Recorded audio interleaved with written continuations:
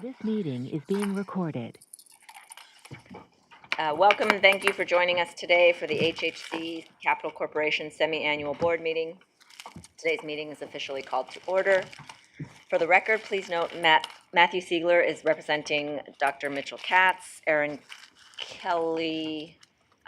She's not here yet. Okay. But when she arrives, she will be representing the Deputy Mayor. And Karen St. Hilaire is representing Gary Jenkins, and Dr. William Fisher representing Christina Chang, all in a voting capacity. So first on the agenda is the adoption of the minutes for the HHC Capital Corporation meeting held on November 17th, 2022. Are there any questions, comments, or suggested changes? May I have a motion to adopt these minutes? So moved. Second. I will poll each member. Jose Pagan, Yes. Matt Siegler, Yes. Dr. Patricia Martone, Yes. Dr. William Fisher, Yes. Karen St. Hilaire, Yes. Robert Nolan, Yes. Sally Hernandez Pinheiro, Yes. and Anita Kawatra. Great, the minutes are adopted. And I will now turn the agenda over to Linda DeHart, Vice President of HHC's Finance Corporate Reimbursement Division, to provide an update. And just as a reminder, I know we just had a meeting in November. We're supposed to have semi-annual meetings. That covered the period through June 30th, the first half of the end of last fiscal year. And now we are doing the period ending December 31, 2022. So, Linda? Thank you. We also like to start with a reminder that the Capital Corporation was created as a part of the system's bond security structure. It effectively holds our healthcare reimbursement to cover debt service on our bonds before being released to the system for operations. So the Capital Corporation itself has no business, but the board does require it to meet at least twice a year, so we take this opportunity to update the board on the system's borrowing programs.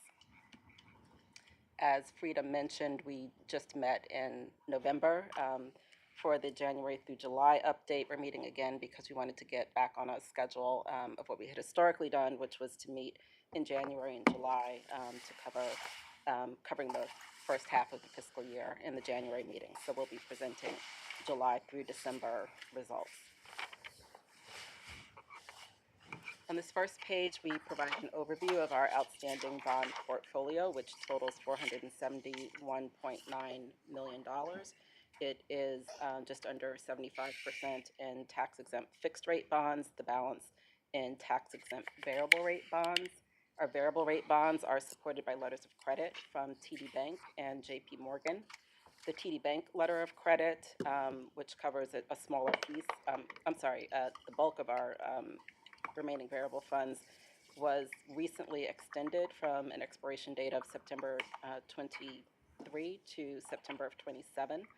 So that was, we, I think, informed you in November that was underway. We've now executed that.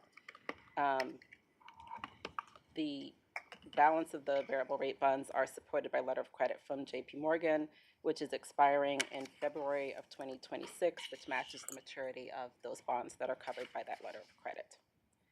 The most recent weekly reset on our report, we noted 1.8% to 2%. As of last week, we have an update as of yesterday. The rates are currently ranging from 1.64% to 1.70%, so a slight decline in the past week. We estimated that through holding these variable rate bonds, we have saved roughly $73.4 million in interest from inception through the end of December. So we have been happy with the balance of variable rate and fixed rate in our bond portfolio. Turning to the next page, we've been presenting this, I think, for the last couple of meetings, just to give a sense of what has happened with interest rates since there was so much activity around them now. And so what we're presenting here, the orange line represents the spread to the SIFMA index of our rates, which is a measure of sort of the performance or competitiveness of your rates. As you can see, that's been fairly steady with the exceptions of the blips back related to the fiscal crisis of 2008. The blue line represents the actual rates on our bonds, and you can see there was some volatility recently in the last few years. Initially, that spike was related to the initial onset of the COVID pandemic, and you can see that over the last 6 to 9 months, the rates have been rising considerably as interest rates have raised. It's hard to tell from this graph because it covers such a long period of time, but there was a spike up in rates in December, sort of related to year-end activity, to a high of 3.82%, and that came down, as I reported on the previous page, to 1.66% as of yesterday. Turning to the next page. This provides a history of our bond issuances and outstanding balances related to those issuances, which again is the $471.9 million. You can see that the bulk of that is related to our 2020A series, which we issued, doesn't seem like it, but 2 years ago at this point. In addition to that, we have, the remaining small balances, $37.8 million in our 2013A, which will be maturing in about a month, and the variable rate debt that we discussed earlier, the $123.8 or $9 million.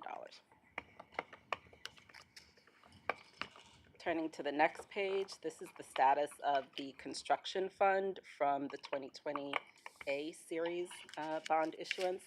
In that issuance, we refunded existing debt and also issued roughly $100 million of money for new projects. So this is the status of that $100 million new money fund. You can see that we have to date drawn down $41.3 million to cover spending on those projects, leaving a balance in the fund of $59.6 million. And that is as of the end of December.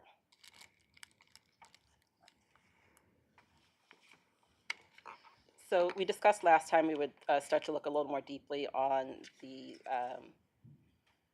construction fund planned projects and spending, and how we expect that remaining fund balance to taper down over time. So starting just with a reminder on what was budgeted for the $100 million of new money, it was split just under 80% for infrastructure projects and the balance for equipment.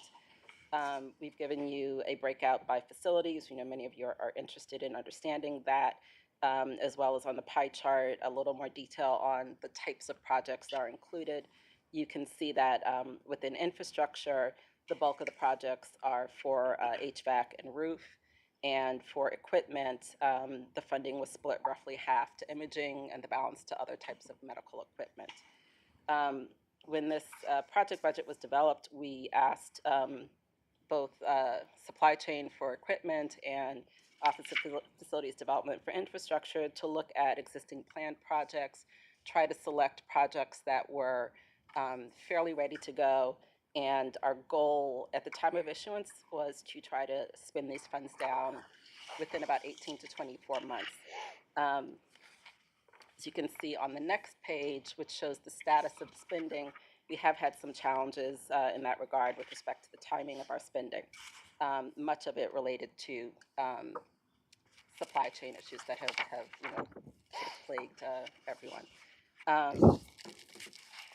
But this table, you can see, looking again at that total $100 million budget for projects, we have expended through December of 2022 for $45 million.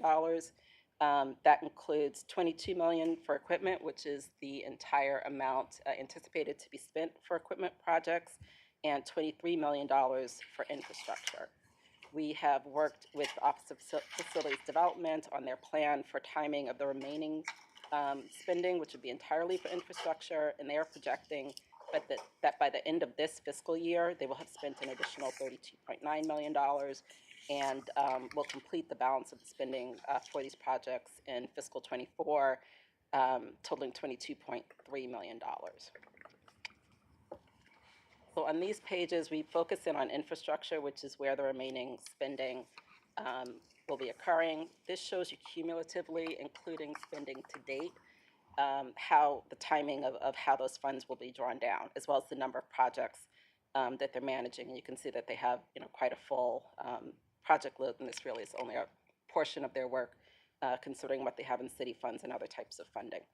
But with respect to the bond projects, they are projecting that by December of 2023, which is halfway through fiscal 24, they will have completely spent the funds for all of these projects that were budgeted against this bond series.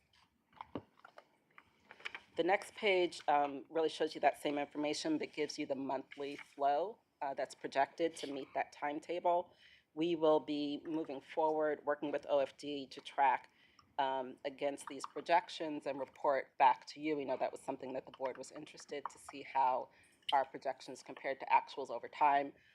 So this will be the basis of those future reports. The other thing that we know the board was interested in was the investment approach for the bond proceeds in the construction fund. We have really, to date, been investing those with the bond trustee in a treasury mutual fund that they hold. Now that we're moving into a higher interest rate environment, there's more incentive to more actively manage those investments. So we are making some changes in the approach. We draw proceeds on a quarterly basis to reimburse our spending on eligible projects. We currently have the construction fund balance invested in a U.S. Treasury bill that will be maturing on February 23rd of this year.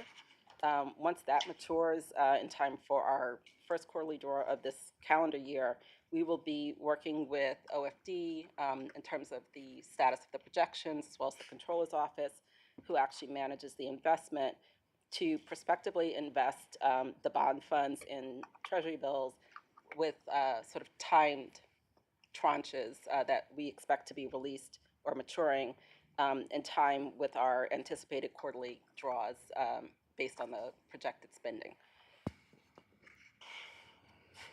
And we've given you a table there that's pretty hard to read on the, shows the rates, but the rates you can see are competitive to what we had been able to earn. There's an advantage to doing the direct treasury investment over the mutual fund. That's fine. That's fine, we can move forward. So that covers everything with respect to our bond proceeds. We have an additional type of borrowing that the board has authorized for equipment loans. There is currently a standing authority for the CFO to borrow in amounts not to exceed $120 million outstanding at any time. We have had 3 loans that were executed under that authority that in total just under $160 million. Again, never at any point exceeding 120. The current outstanding amount under this authority is $49.2 million. On the next page, the first loan with the remaining balance under this authority is our 2017 Citibank loan. This was initially a 5-year, it was split for $60 million between a $30 million fixed rate 5-year loan and a $30 million revolving loan. The fixed rate loan matured in November of last year, and the revolving rate loan will mature in October of this year. The outstanding balance on that revolving loan is currently $10.5 million. The interest rate is variable, resetting weekly, and the last reset was 2.46% as of last week. The other loans that we have related to that authority were recently executed loans that refinanced NYPA loans that we had related to boiler projects at Elmhurst and Metropolitan Hospitals. We initially had an agreement with NYPA for some long-term financing through their debt program that ultimately became unfeasible for them to continue, and we last summer or late summer executed new loans to refund that with JP Morgan Chase. So we have 2 loans totaling $39.8 million. With JP Morgan, they were 15-year tax-exempt fixed rate loans that will both mature on June 15th, 2037, and the interest rate was 2.64%. And finally, we have a report on our arbitrage rebate for our matured loans. As a reminder again for the board, arbitrage requires if interest rate earnings on tax-exempt bond proceeds exceed the bond yield, issuers incur arbitrage liability, which has to be returned to the IRS because they are tax-exempt loans. We are required to analyze the arbitrage status on our loans every fifth year or at final maturity. So because we had the JP Morgan loan and the Citibank term loan, fixed rate loan that matured in July and November respectively, we were required to do final arbitrage reports. And we were happy to report that there was no arbitrage liability related to either of those loans. That concludes the report. I'm happy to take any questions. Go ahead, Sally.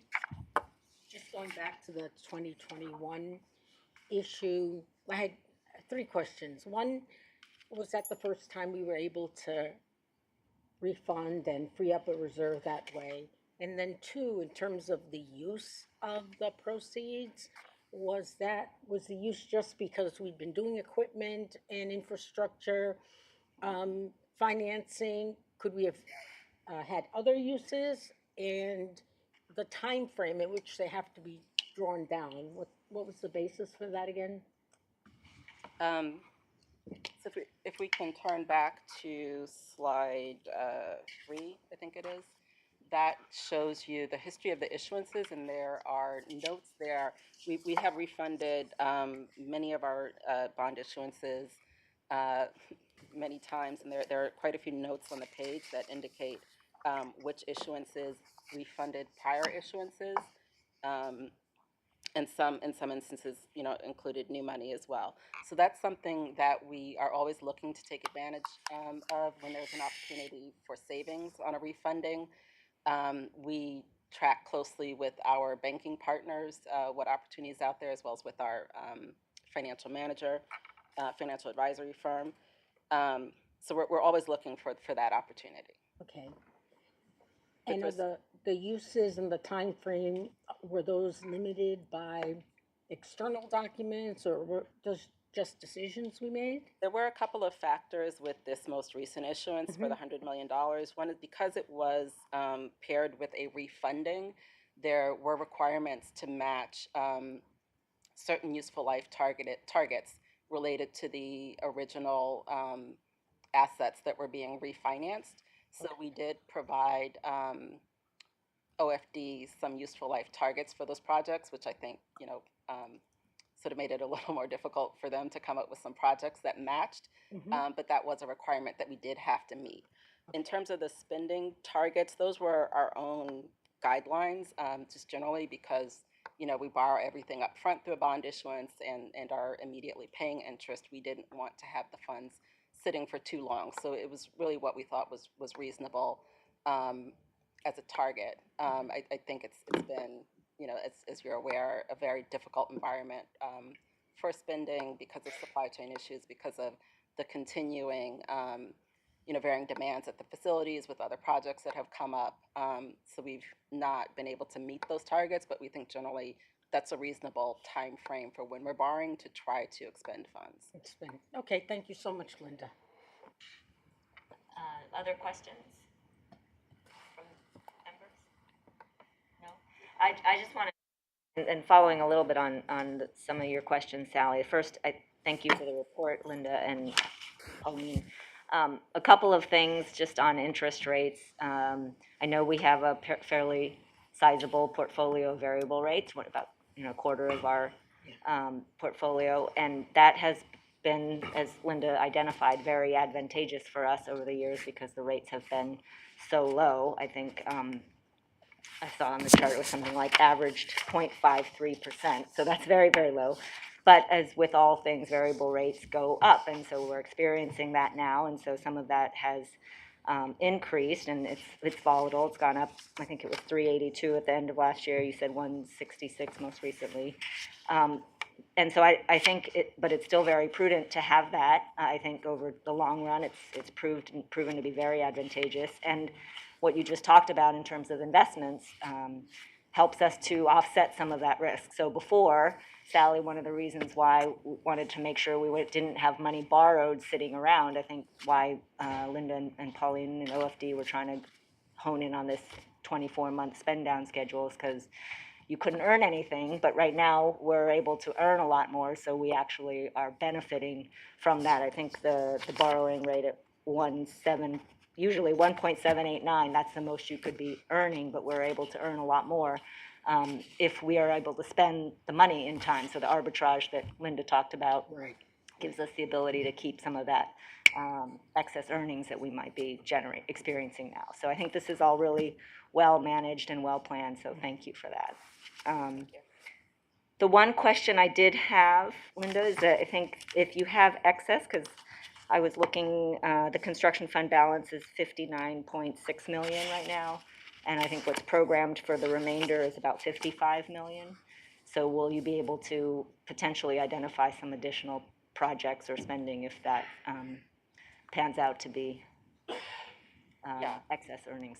Yes, we'll work with reconciling with OFD on that. I think there were some projects on the list that they expect not to be fully completed or to come to fruition, so we will reprogram that funding. Right, and I imagine you have plenty of projects that you could bring forward, Oscar. Right. So, great. Okay, thank you. Oh, sorry, and actually that difference, there is a little bit of that, but that difference between the project fund and the future spending, there is a little bit to be drawn down that's already been spent. Oh, I see. So there isn't that much excess. Right, okay, great, well, thank you. Are there any other comments or questions from members? If not, is there any old business or new business to come before this board? If there's no further business, I declare this meeting adjourned. Thank you. Thanks. This meeting is no longer being recorded.